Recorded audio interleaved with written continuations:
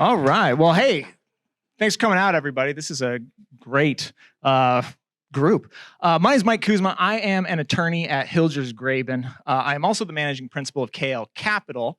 And I'm going to be talking to you with that hat on first. But before we get started tonight, because we are going to be talking about some legal concepts, some securities concepts, and some, I'd say, second, third level real estate kinds of ideas, I've got a couple of disclaimers.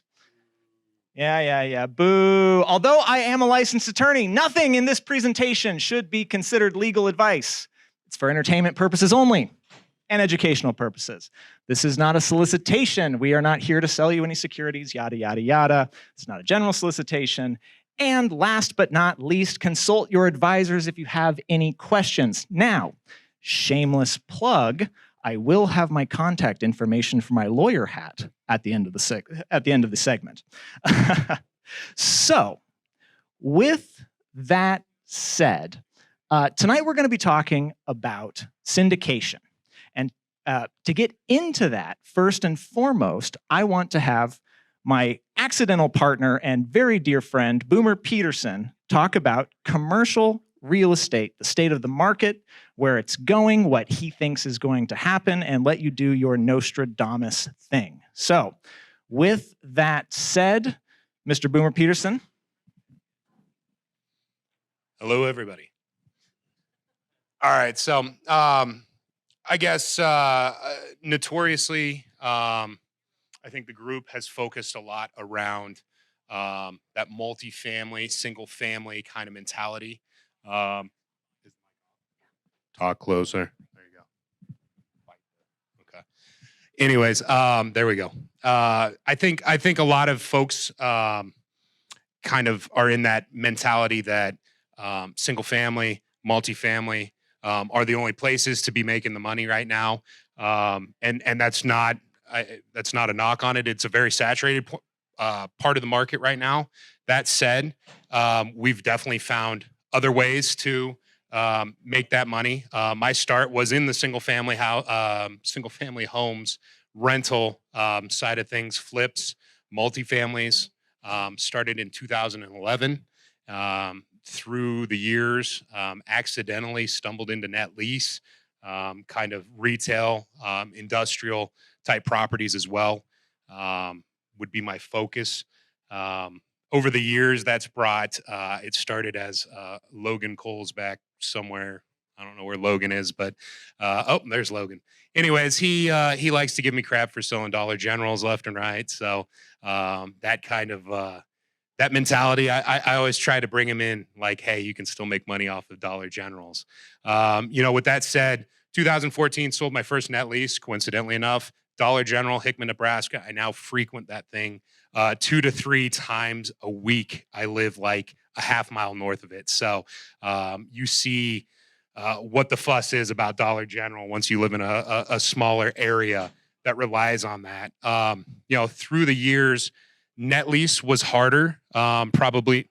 There you go. Net lease was harder as a sale because those apartments were 9 caps, 10 caps, 8 caps. Things were great.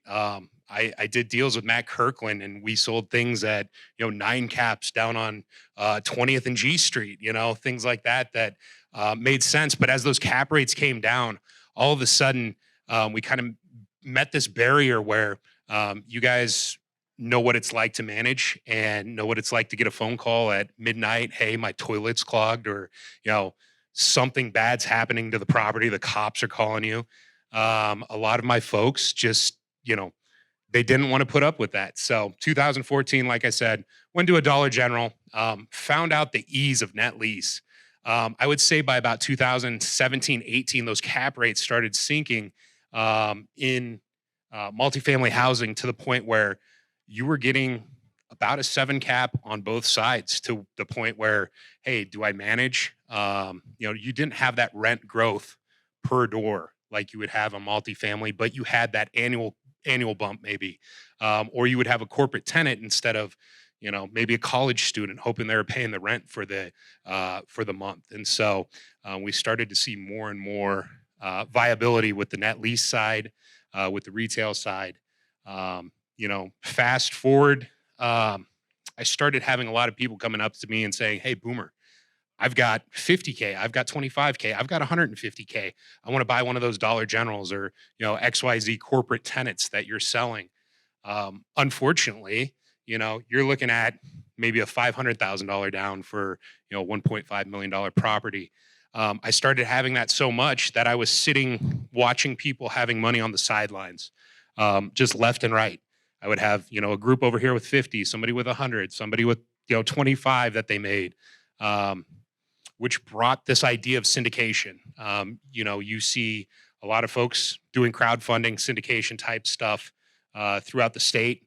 And I went on a journey probably 2-3 years long trying to figure out how the hell do I do that? Like, how do we, who is the right connection? Coincidentally enough, through both Logan Cole and Zach Schreiber, met Mike Kuzma 2-3 years ago now. We got to talking, and after several lunches with other attorneys that were in the realm and kind of figuring out how we could structure the syndicate, that's kind of how we started to do this thing, this KL Capital thing. He had previously bought a CarQuest, and I was on the other side of the deal of the CarQuest. And at the end of the day, I think the next deal was a Verizon, and I jumped in on that, looking at the viability, and that's kind of when this was birthed. I guess that would have been fall of 2020. As of right now, we've got 3 going on 4 larger properties. Go ahead.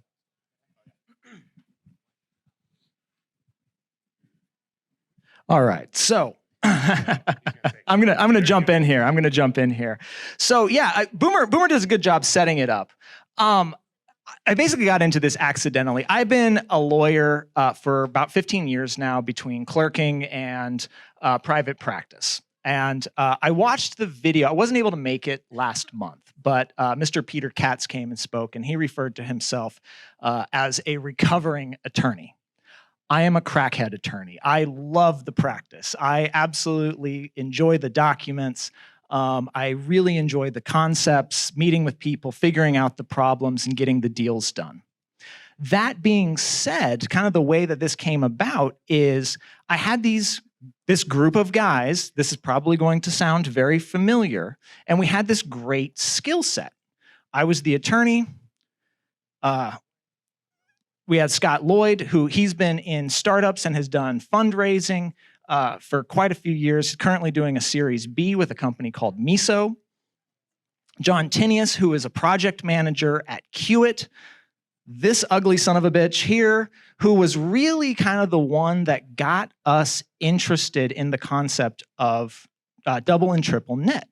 One of the things that I like about this asset class that's different than single family is that it's simultaneously very, very simple and very, very complicated.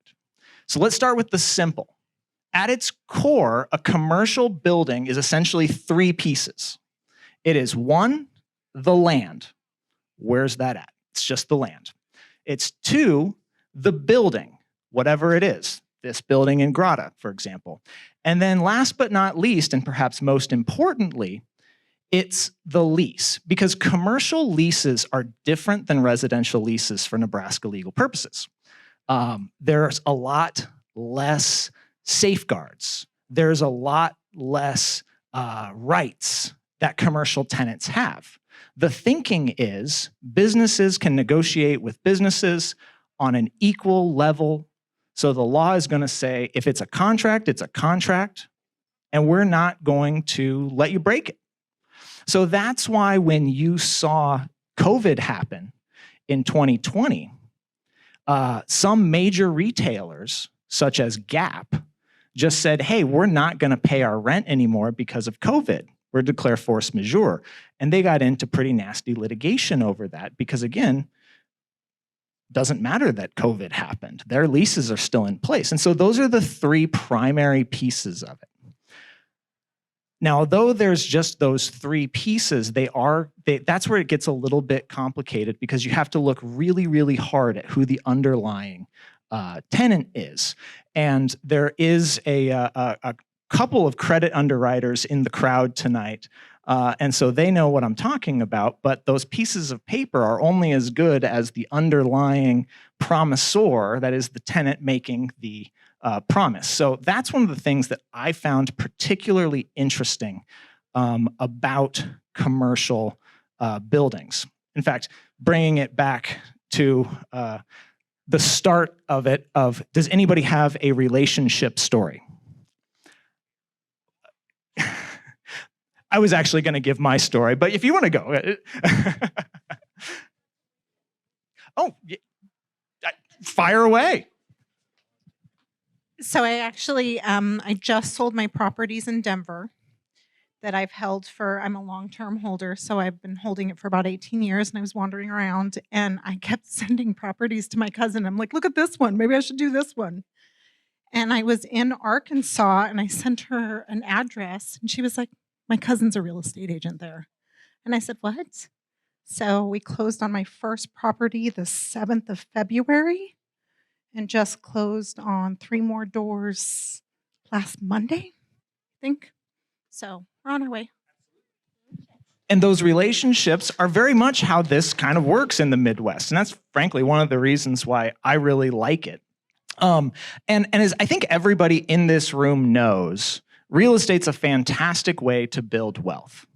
It's tried, it's true, and at present, with inflation running very hot and interest rates still historically low, there is a great spread to be made on those who are in it and in this asset class. It gets even more amplified, in my opinion, in the commercial space, because it kind of all comes down to cap rates and spread on that credit. But before I get into that piece of it, Boomer, any other thoughts before we move away from commercial real estate as a concept and asset class? Talk to your lenders because rates are going up. So that's my only advice right now. Well, that was quick. Inflation, yeah. Inflation's a great thing. I mean, for those of us in the room that are playing in the real estate game, I think inflation's an absolutely wonderful thing. I've got a couple of banker friends in the audience, but if you will lend me $1 billion, I will take it. I don't care at what price, because I do think that as we get into the 2020s, one thing in terms of that particular piece of the credit puzzle is true. As long as both sides of the aisle can agree that we like spending money and we can print money, it will continue to happen, meaning that we have an incentive to borrow money as the value of the dollar continues going down. So then that leads us to the slide that we're on. What is private equity? KO Capital started, like probably most of the partnerships in this room, a member-managed LLC. Very simple, very vanilla. Everybody kicks in X, everybody gets Y percentage, and then we actually got our start in hard money lending. I know there's a couple of hard money lenders in the crowd. I like it. It was a simple business. We all have pretty serious day jobs, so we didn't have a lot of time to invest in a lot of the really high ticket, like you flippers. I am super jealous. I've seen some of the returns and bravo. I just didn't have time for it. So that's kind of how KL Capital got started. But then I met Boomer, and he kept using this word, syndication, syndication, syndication, and I hated it. I was like, that's not what it's called. It's called a capital raise, damn it. And then I realized he was right. He was right. Has anyone in this room read Robert Kiyosaki's Rich Dad, Poor Dad?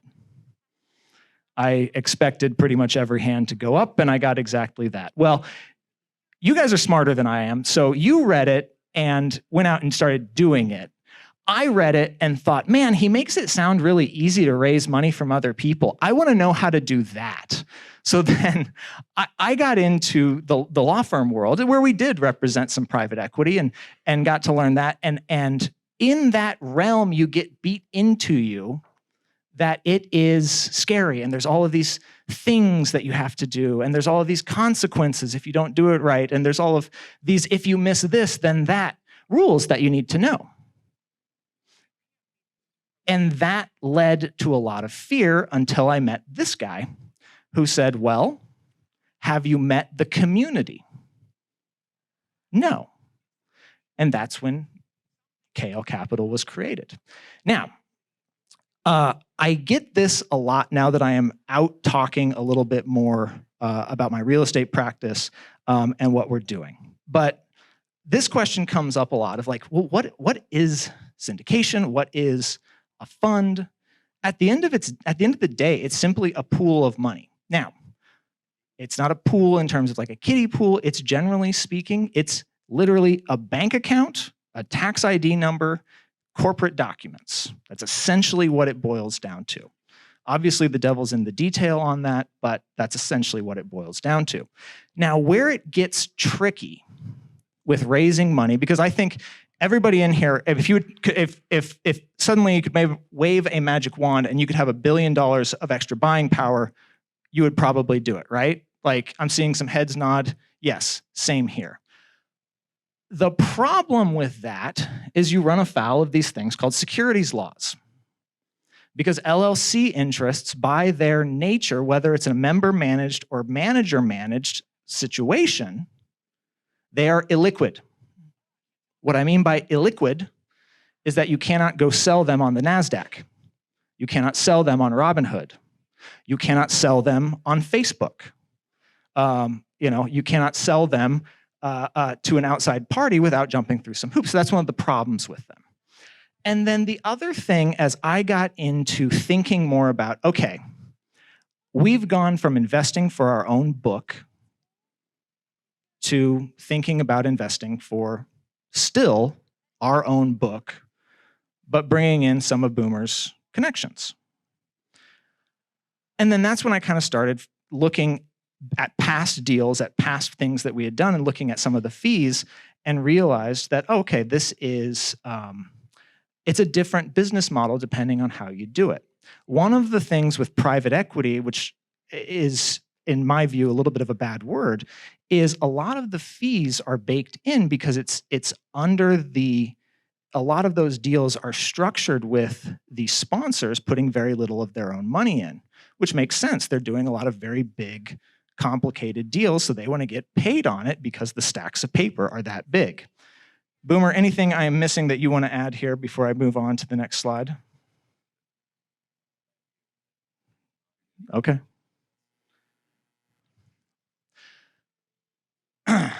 So I got into a lot of fights with Boomer about what this is called.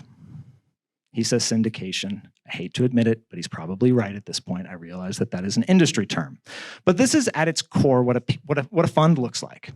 This is generally speaking the traditional structure. Up on the top left, you have the investment manager, and depending on how it's structured, that will have to be a registered advisor under the 40 Act. Then you have the manager, the person that's going to be actually doing managing the LLC. And one of the interesting pieces of this is a lot of times those two entities, usually legal people, are the same person, but they do different things because they get paid differently. The gray box, the investment manager, they're there and they take a lot of the fees, the structuring fees, the acquisition fees. That is, hey, I found this great strip center where the Grotto's at. We're going to put this deal together. Up front, we're going to take 2% commission or whatever. And then we're going to take ongoing management fees, construction fees for upkeep and the like. And then in the middle box, you have the LLC manager. And the reason that those are oftentimes separate, at least conceptually, is there's this thing called a carried interest. Has anybody in this room heard of the carried interest? I'm seeing a couple of hands raised. So at its core, a carried interest is a profits interest in an LLC or a limited liability partnership that is exchanged for no consideration. Meaning, It is a profits interest that is only there by virtue of sweat equity. And that's perfectly fine. I'd say probably, at least some number of persons in this room have probably done a deal where they put in sweat equity and got some amount of equity back. It makes perfect sense. But that's where this concept comes from, and that's the idea of a carried interest. And then on the far hand right, you've got the investors. In an LLC concept, or an LLC structure, excuse me, those are going to be the members. And in the traditional sense, usually the investment is raised from the members. And there's this thing called dilution risk. And what that is saying, hey, if we're going to give $100,000, but out of that, we're not going to get a pro rata share of the profits, meaning if I put in 100, you put in 100, and we're 50-50 partners. It's you put in 100, he puts in 100. I don't put in anything because I'm the LLC manager, and I take X percent. You're diluted. That's a risk of this. So this is the traditional fund structure. Also, I should note, ask questions if you've got them. Like, oh, yes, ma'am. Nope. Sweet baby Jesus, no. So when you're talking about an investment manager coming in and taking their portion, and someone puts, you have an investor who put in 100, another investor that put in 100, that amount that goes to the investment manager, is that split 50-50, or is it 60-40, or is it just what's decided between the investors that goes directly to that? Generally speaking, it's decided in whatever the investment document says. In general, like unlike residential leases and some deals, a lot of these are just sort of buyer beware. That you can agree to anything. You could agree. Yep, just buyer beware. Now, as a result of that sort of buyer beware mentality, there have been some sort of industry practices that have come in where it's like, you're 5% is high, 2% is low, 3% is just right. There are some just like ranges that have just naturally occurred in the marketplace. Does that answer your question? Any others before I continue moving on here? Yes, sir, in the back. Francisco, I believe, yes? All right.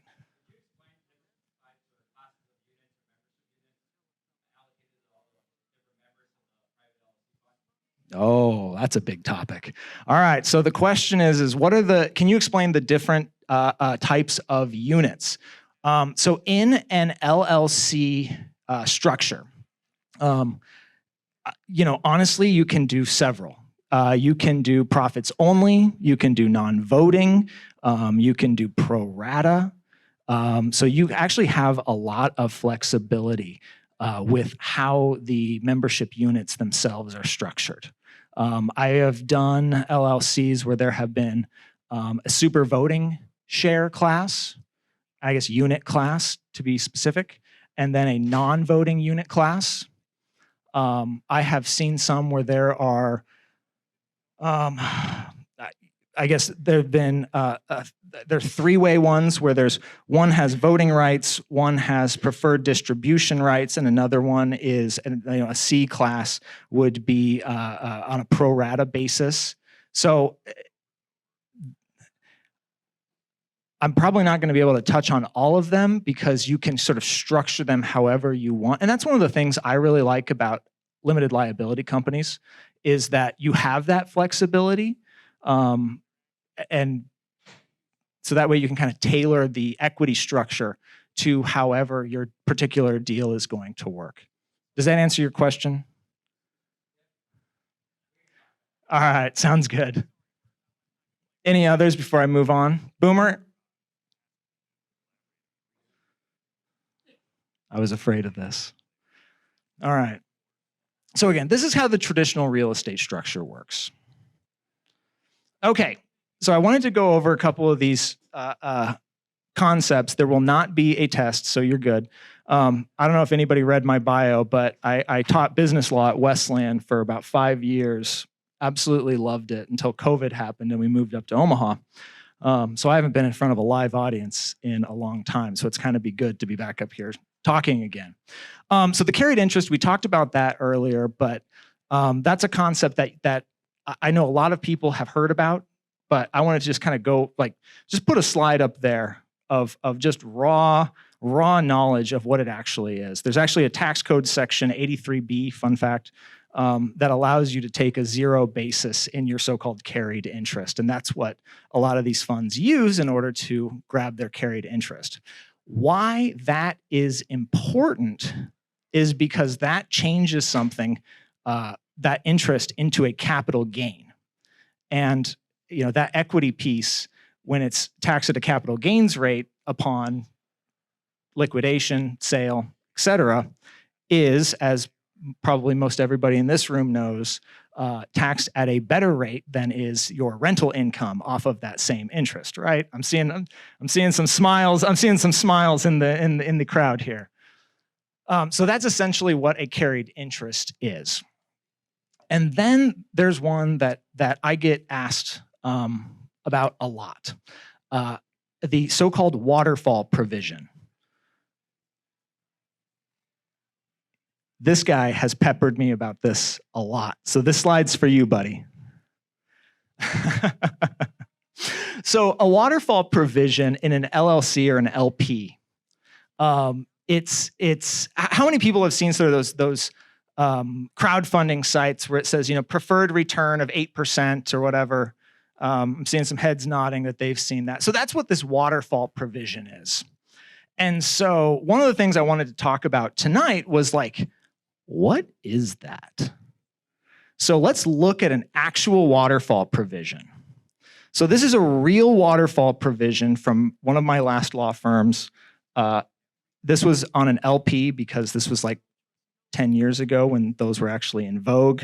Now you don't really see them anymore because they're all LLCs, but this is an actual waterfall provision. Net available cash flow from any investment will first be divided amongst the limited partners and the general partner in proportion to their capital contributions with respect to some investment. Don't worry, on the next slide, we're going to dissect this. The share of such net available cash flow apportioned to the general partner will then be distributed to the general partner. Each limited partner's share of such net available cash flow will then be further divided and distributed to each limited partner and general partner as follows. What the does that mean? All right, so I should also note, I don't like waterfall provisions. Boomer and I kind of got into this when I started doing bigger deals for my own book, where we started bringing in outside partners, and I'd get this question. I said, no, I don't want to do that because that's not our game. Okay, I had this professor that I really liked in law school. And he said, I will let you write the contract. Let me write the definitions. The devil is always in the details. So in this particular waterfall provision, the first 4 words, net available cash flow, we don't know what that means. Where do you come up with the net available cash flow?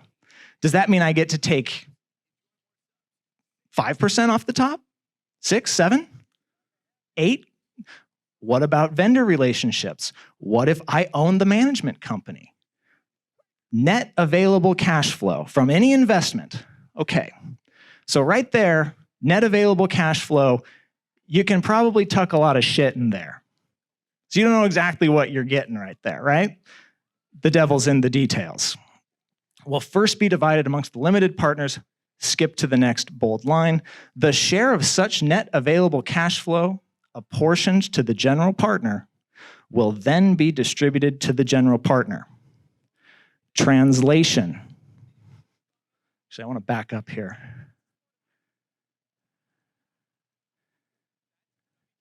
Translation. If there is any net available cash flow, that goes up and to the left first.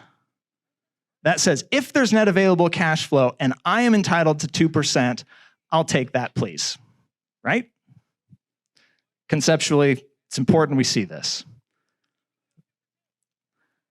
So that middle line, the share of such net available cash flow, first distributed to me, the general partner, and then each limited partner's share of such net available cash flow will then further be divided and distributed as follows. Meaning, all right, so I get paid off the top, general partner, and then we're going to divide it further. Well, how do we do that? Well, first, the limited partner will receive its return of invested capital. Okay, great. So I get paid off of that up to my initial investment. All right, cool. This is where the waterfall piece comes from, right? So I guess this is a bad example since I'm mostly done with my beer. But that's that initial capital investment. But in this case, you're using, well, a 3/4 of the drank beer to fill it up. So it's going to take a while. And then once you get that, then you jump through to the second. And then that's where the pour over happens. You get back to even, and then we give you 8%. And then after that, then it trickles down and, whatever percentage down to the limited partner on his or her carried interest. And so that's all good and well. But it is, complicated, and it is very easy to tuck things up at the top that investors who, as we discussed at the top, buyer beware, don't really have any rights to if they didn't read the fine print. And if they get into something where this is tucked away and you don't know what net available cash flow, for example, means. All right, so we're not going to spend all night on this because I realize this is probably horrendously boring and I see guys doing shots in the back because I'm losing people. So before I move on, any other questions on waterfall provisions? Yes, sir.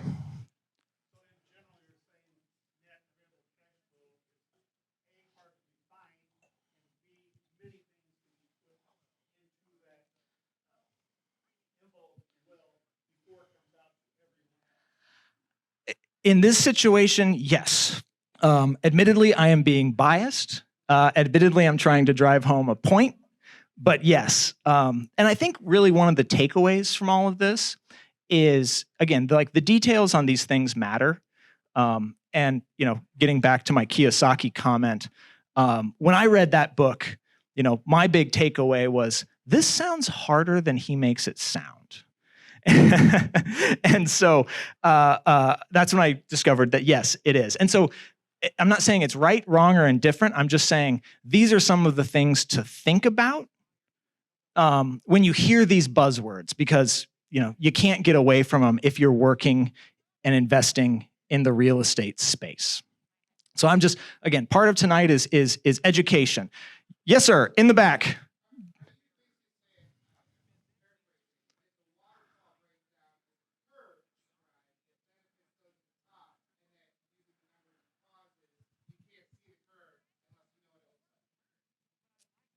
In this particular situation, yes. Now, I'm sure, and granted, this is one clause taken out of a 30-page memorandum, 30-page document. So I'm sure tucked away in there's the definition of it, of net available cash flow. But yes, I just understanding what the words mean, and just noting that waterfall provisions, although it's a very hot topic, they're just kind of hard to conceptualize. And then, honestly, I'm pretty good at Excel. I'm not sure I could model that out in any great detail.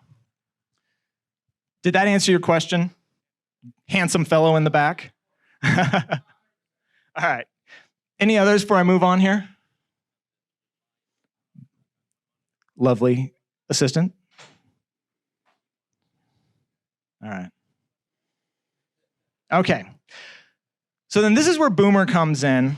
He annoys me, but I like him anyway. And he was like, well, Mike, can't we do this? Can't we do this? Can't we do this? You guys are already investing for your own book. Probably just like every single person in this room, investing for our own book. We know we liked the space.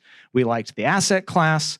If you're alive in the late 20-teens and early 2020s, you know that inflation is alive and well.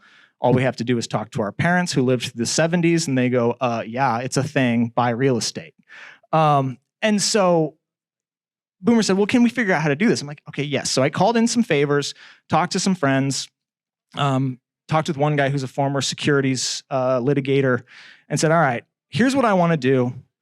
I want to invest my own money, but bring along partners in a way that's regulated. And so this is what we came up with. So in our particular instance, this is how we do it. We have a management company, KLCM. It's going to be alphabet soup, and I apologize. But KLCM manages. It just does things for a flat fee. And then whenever we do an LLC, because we only use LLCs because that's what I like, and I write the documents, so I get to call the shots on that. Then in that case, we have a manager-managed LLC. And our members include us, KL, and then the other members, such as Boomer. Well, the way that we initially set up KL was probably like most of your LLCs, which are member-managed, meaning the owners are the ones that manage it. The owners are the ones that make the decisions. No offense. But by the time Boomer came along into my life, we were already 8 years in. It was getting a little bit bigger and more complicated. So rather than dilute, we just decided to create this brand new entity, and that's how we brought in Boomer as a manager and officer. So again, this is kind of how we do it. I believe got a question earlier about the different units. The thing I like about LLCs is you have just tremendous flexibility with how to structure them. So again, that's one of the things I love about them. And that's one of the things that I put that at the top of this discussion, which is if you have questions, talk to your advisors. Myself included, I'm a hired gun, right? So then that leads to the question of what is a security? You're not going to like this answer. It's pretty much damn near anything where you give money to somebody else. The government, state government, federal government have said, hey, in order to protect consumers, if you're going to be taking on money from somebody else, we're going to make you a fiduciary.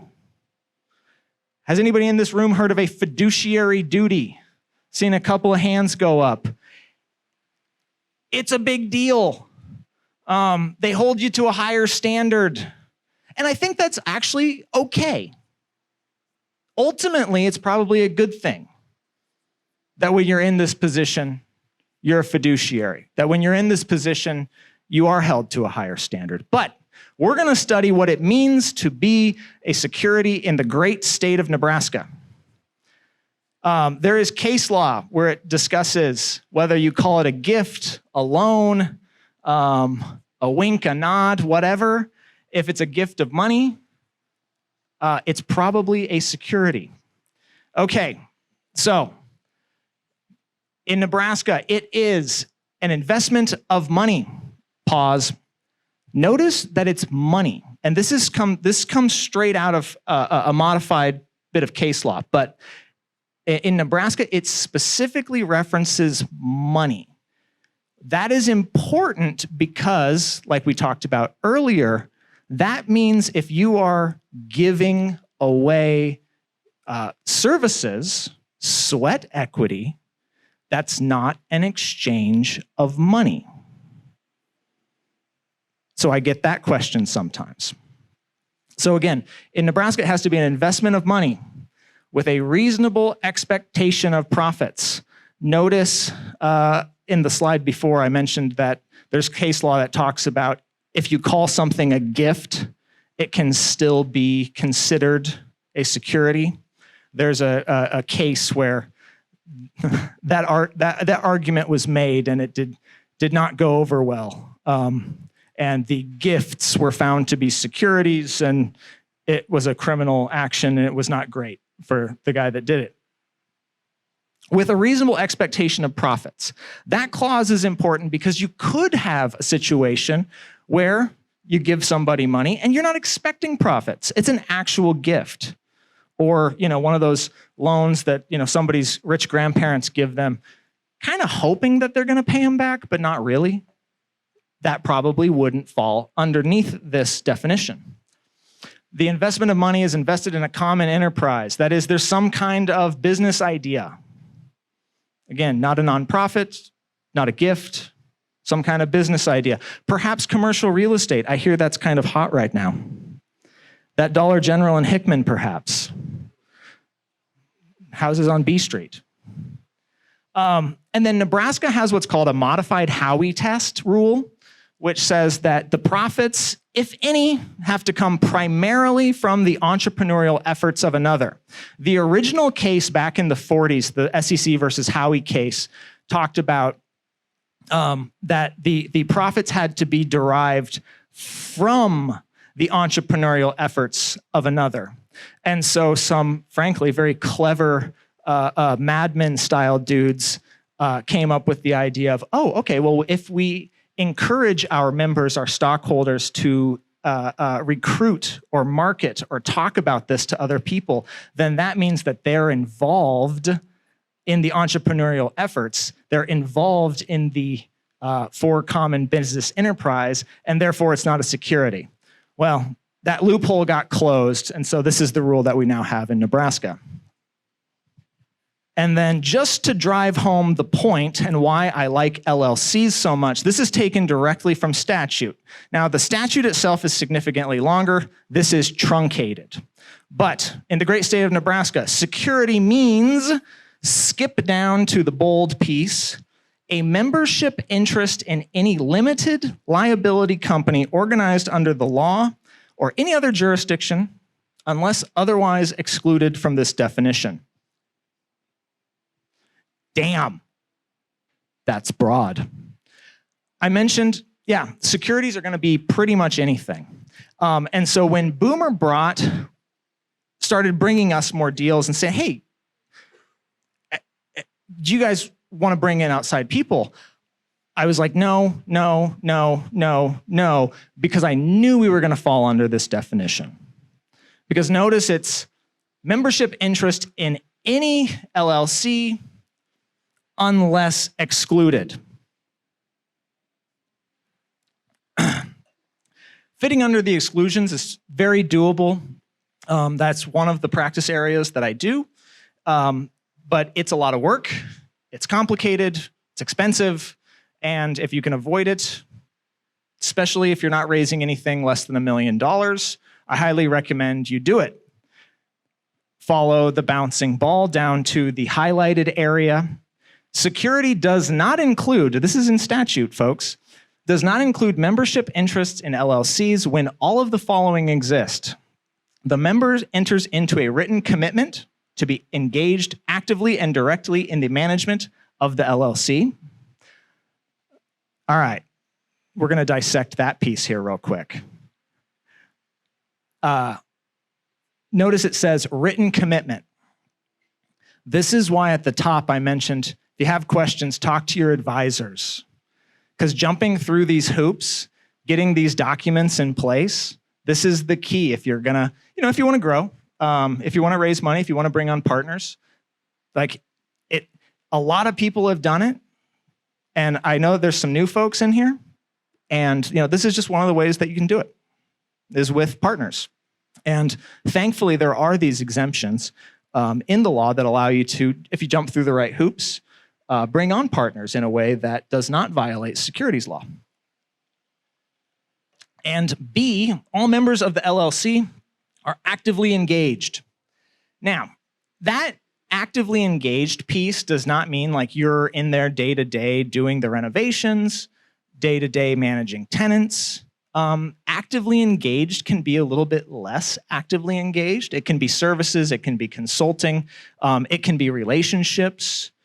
There are a whole variety. It can be credit. There are a whole variety of ways that somebody can be actively engaged in an LLC in Nebraska. Now, how you do it and how you document it, that's again where the devil's in the details on this. But before I continue on, any questions on this securities section? Yes, sir. No. Nope. This, it's actually funny because so it references LPs in the statute, but like this carve out does not reference LPs specifically. Now, and admittedly, I have not dove into the details to see if somewhere in the regs like that exists, but this particular one references LLCs, not LPs. Does that answer your question?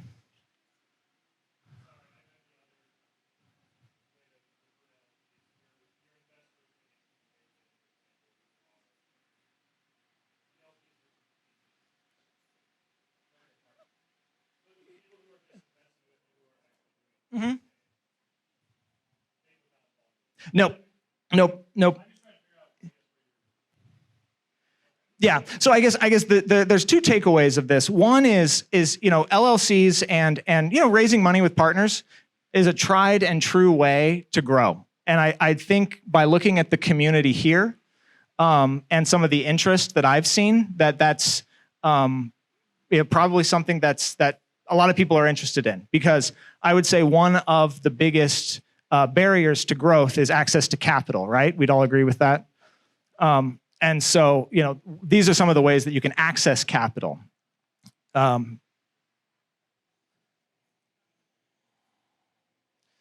So, to wrap it all up, if it deals with money, investors, and control, depending on how it's structured, no matter what you call it, it's probably a security. That's not a bad thing. It just means consult with your advisors, talk to people, make sure you do things right. The big takeaway that I have had is, for under $1 million, it gets a little bit expensive to do, but above that, it makes a lot of sense. Because again, this has become a significantly more popular way of raising money, especially as interest rates have fallen, and people look look farther and farther out on the risk curve to place money, knowing that they can't put it in a bank, they can't put it in a bond, they can't put it even in a municipal bond, right? And then alternatively is work with an attorney and structure a member-managed LLC. That's the other great way to do it. Fit it underneath, have partners. I mentioned you can do sweat equity, you can do active engagement in terms of credit, right? That can be active engagement. So there's ways to not get around, but just raise money, grow, and stay in compliance so that you don't get those letters from our friends at the state with the fancy seal on it. So I guess we've been having questions all along, but any others before we wrap up this evening? I was also going to say, just to tie this all back in, on why we did this, why we started the KL Capital Management. It was to give everybody an outlet. We want to use this as not only an outlet for us, but a platform for others. We ran into Josh. Josh called me up, said, hey, let's go get lunch. I want to look outside of single family, multifamily, and see what else is out there. Just so happened at that time we had a deal that we were working on.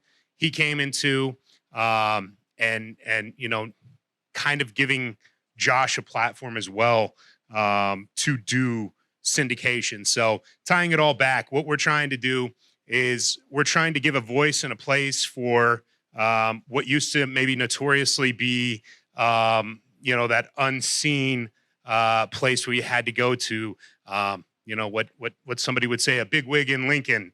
You would have to go give your money to them. We want to make this available, this platform, this way to purchase property, or this way to even help you syndicate property. We wanted to give that to, I guess, the masses in general, because it's not something you see just kind of in everyday Lincoln right now.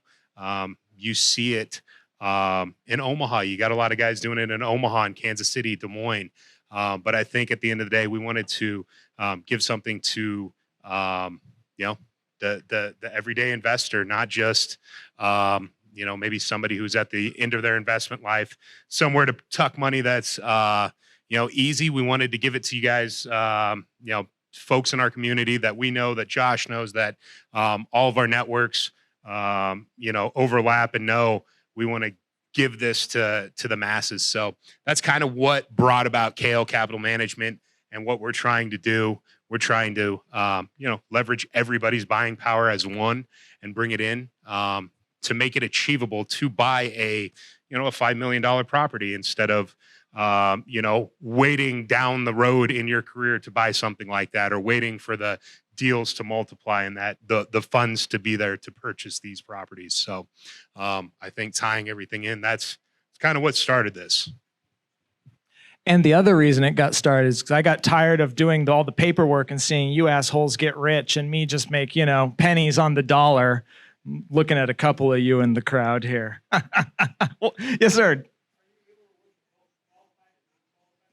Only qualified.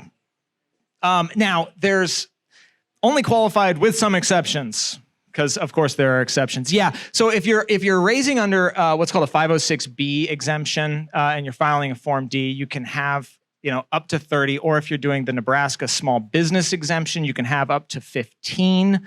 That being said, I try to shy away from it if possible. And the other thing about if you're doing an exempt filing, is that the burden of proof is on the issuer. And what I mean by that is the burden of proof to say you did the diligence to look at somebody and say, all right, are you qualified? Which, by the way, is a self-certification, right? Like the investor, him or herself, they're the ones that check the box and certify, I'm a qualified investor or I'm not. But if you're not, and you fall under what's called the sophisticated investor exemption, then it's on the issuer to document that that person has the wherewithal, experience, and assets to support themselves in an illiquid security, such as a closely held a real estate interest. Is that?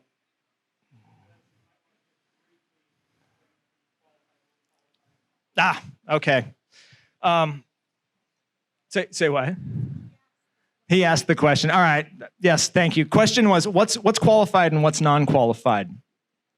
In general, qualified investors are individuals making more than $200,000, married couples making more than $300,000, or individuals with more than $1 million of net worth, excluding their primary residence.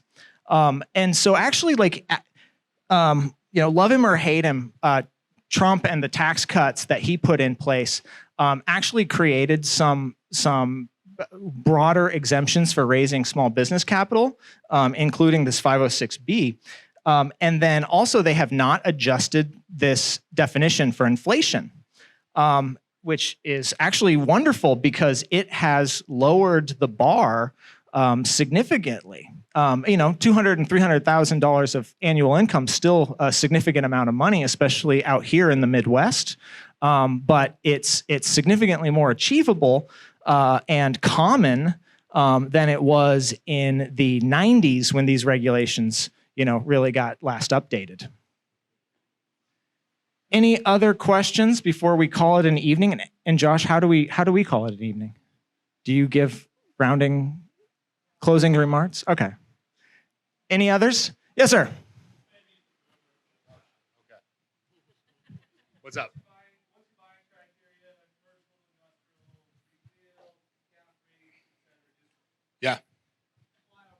Yeah. So when I look at a property, with the rising rate climate right now, definitely rate sensitivity is something we play in our numbers. Hey, can we, worst case scenario, we go 5 years, 10 years from now, refinance, is it going to pay, with our equity pay down over that 5 years? Is it going to pay in 5 years if it's at a 6%, loan? Do I think it's going to be there? No. But with that said, You know, I wouldn't say that I have a broad. It's definitely you could ask Josh because he asks me this all the time. How do you know? Probably just underwriting so many properties, it becomes instinctual. No different than when you see a property and you go, "Oh crap, I got to jump on this." I don't even have to underwrite the numbers. Is there general criteria? It has to be a 6 cap. No. You know, you can look at it and you can say, "Hey, you know, this was managed by a large company in Omaha," and we go, okay, well, we're going to be managing. We know we have the contractors. We have a piece of our group, John Tinius, who works for Kiewit, so we know we have the construction side if we need TI or any repairs and kind of those vendor contacts. So, you know, we definitely look at things like, hey, where can we pick up money? You know, no different than any other asset. You know, off the cuff, I would say we're really comfortable on the retail side, multi-tenant situation right now. Today, that's 6.5 cap up to 7, and they're still achievable. I mean, we're doing deals in that ballpark. We're also finding, hey, like I said, we can cut insurance down a little bit with some of the local vendors. Hey, there's $6,000 back in our pocket. Hey, you know, management, we know we can manage for, instead of the 10%, you know, that was being managed for by the previous company, or 12% or something crazy some of these guys are charging out there. We know we can, you know, add value there. And then just general appreciation. Hey, is this in an area that is going to drive, you know, is growth, household income there, you know, growth of overall density of the homes around there. You know, we did a deal up in Omaha, and you just have to look at what's around it and you go, okay, you know, this is no questions asked. You know, all the tenants are great around there. So tenant mix is a huge one too. Is it sitting, you know, at the end of 123 Main Street, nothing else is down there, or is it right in the thick of things? So, you know, multitude. Are there cap percents that I look at? Not necessarily. It's the fundamentals, you know, it's the location, or just that general, where can we pick up, add value to that property and make that value increase? No different than a multifamily, no different than a single family, a flip, anything like that. So I don't know if that answers everything for you, but yeah. And I would, okay. And I would add one more thing to that is I would say another criteria that we look for is an anchor tenant that has the ability to issue debt in the bond market. And the reason that's a particular criteria that I like is because then you have public filings, generally speaking, on that issuer, so you can get a real deep dive into their financials more so than you can with local tenants. So there's that piece of it. The other piece of it is during the nasty parts of 2020, during the COVID crash, the Federal Reserve made the unprecedented move to start buying high yield debt, corporate debt, in the public bond market. And the BOJ, the Bank of Japan's been doing that for years. And so, you know, so I had this light bulb moment of, oh, so you could conceivably have, you know, stuff hit the fan and the US government would buy the debt of the underlying tenant who would continue to pay its debts because it'd be underwritten by the United States government. And so that's sort of another piece of it. Now, you know, obviously, like those tenants also, the quid pro quo of that is they tell you, this is our lease, these are our terms, you will take it. And so there's that, like you pay that price for it because, you know, big publicly traded corporations don't really negotiate with local landlords. It's the other way around. They tell you what they're going to pay and you either take it or you don't. And thank you for letting me pontificate for the last hour and a half. Wait, no more questions. Sorry. I'm not done yet.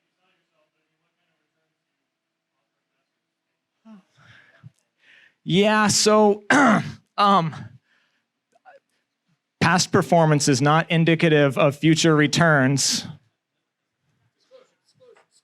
Literally on the last slide. But we've been doing low 20%. Like we've been doing pretty damn well.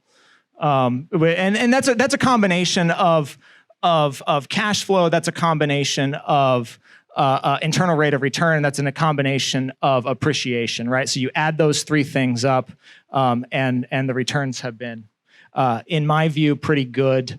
And again, we're a lot of like my investing, or I guess our investing base, or other like professionals who are fairly time poor. It's been nice to set those up because you work one time really, really hard, because putting these deals together is kind of it's a lot of work, but then you can ride it for a while. No, because I'm on the last 5 deals, KL's been either like the 100%, or I think the least that we've put into a deal is 50%.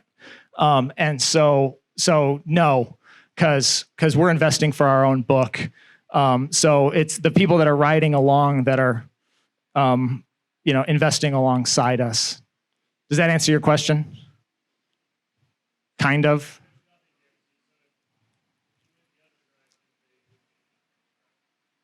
Sorry, not sure I'm following.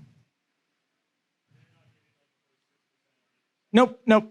So yeah, that's something that we do differently. And first off, like we're tiny, right? Like we're barely over 10 million in assets. Like we're not huge by any stretch of the imagination. But no, pari passu, which is a fancy Latin term for equal.